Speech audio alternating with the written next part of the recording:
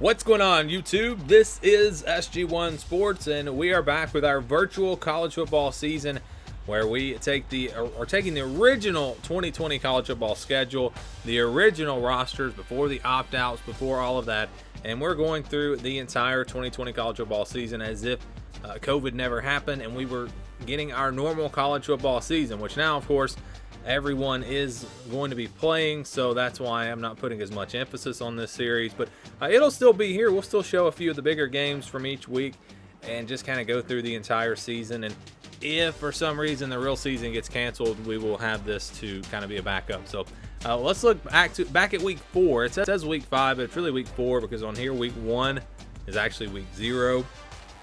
So I'm just going to quickly go through the games and I'll scroll through them, and if there's anything that really jumps out, we will look at that.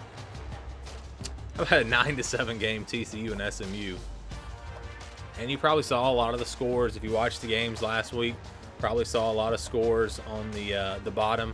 I showed you Florida, Tennessee. That was one of our games. How about Oregon State beating Washington State 16-14? Oregon still undefeated. Utah still undefeated.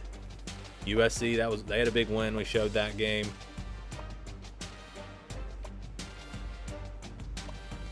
Some lower scoring games. That's surprising. Missouri looked good. They're 3-1, put up 59 points on Eastern Michigan.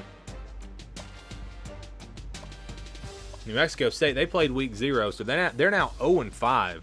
0-5. That's not very good. Louisiana, big win in the Sun Belt over Troy. App State 1-3. They have really been struggling. Oklahoma took care of business against Army. Ohio State struggled early against Rutgers, but they're able to get the win. Miami loses to Michigan State. That's a surprise. Great game between LSU and Ole Miss. We showed that last week. Arkansas upsets Texas A&M. How about that? 31-10. Big win for the Razorbacks.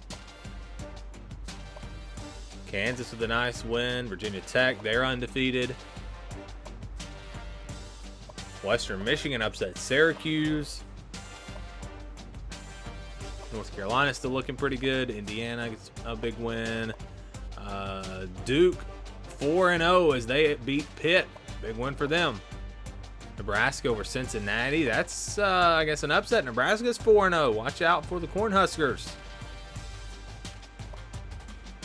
Clemson 1-point win over Virginia. Virginia's off to a great start. Remember, they upset Georgia. They've done really well in these sims. South Carolina is 4-0. So some surprise teams so far. We will look at, I'm not going to probably show as much as I have been showing. We'll look at the Heisman Watch and the top 25 polls. Let's just go to the top 25 now. Clemson number 1. There's Oregon up at number 3. Florida is in the top 4. Remember, Ohio State lost to Oregon, so they have one loss, but they're ranked number 6. Texas is up there. Alabama, LSU, Georgia, Penn State, Oklahoma State, Utah, Auburn, Wisconsin, Virginia Tech, Virginia, USC, Washington, Iowa, Michigan, North Carolina, Iowa State, Minnesota, and Texas A&M. So that's what the top 25 looks like. We'll go to the Heisman Watch, see what that's looking like now. Justin Fields on top, then Trevor Lawrence, Sam Ehlinger, Travis Dye. Remember, C.J. Verdell went out with an injury. Hendon Hooker is into the top 5 of the Heisman Watch, but it looks like he might be injured. Let's go to the injuries, and then we will preview look at the schedule for week 5. So we need to go to injury report. And we'll go to all the teams and just scroll through the positions. Just looking for the big names. I'm not going to really spend a lot of time going through every player.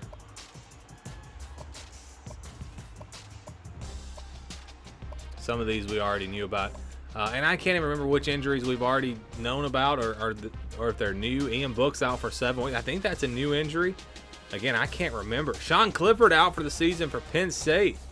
Tommy DeVito out for 7 weeks. Wow, some major injuries here. Hendon Hooker, he's questionable. So we'll see if he can go this week. Running backs, Shivers out for Auburn. Again, a lot of these have already been out. David Bailey, he's probable. Let's see, any other big names? Chuba Hubbard's out for the season. Huge blow for Oklahoma State. Verdell, six more weeks for him.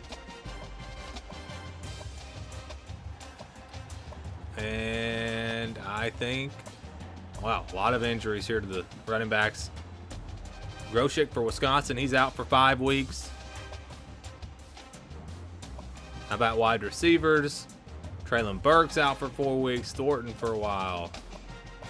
Hazleton questionable. And a lot of these injuries, if you've been watching the series, they happened last week or in previous weeks.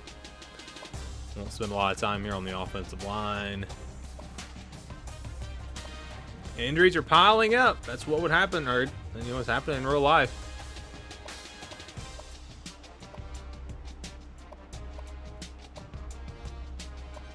It's all across college football. A lot of injuries here.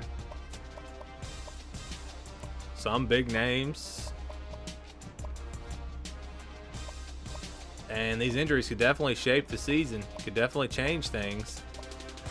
All right, so we saw, again, some big injuries. Some quarterback, Sean Clifford going down. Chuba Hubbard's out. I mean, there are definitely some game-changing injuries out there, and we'll see who can step up.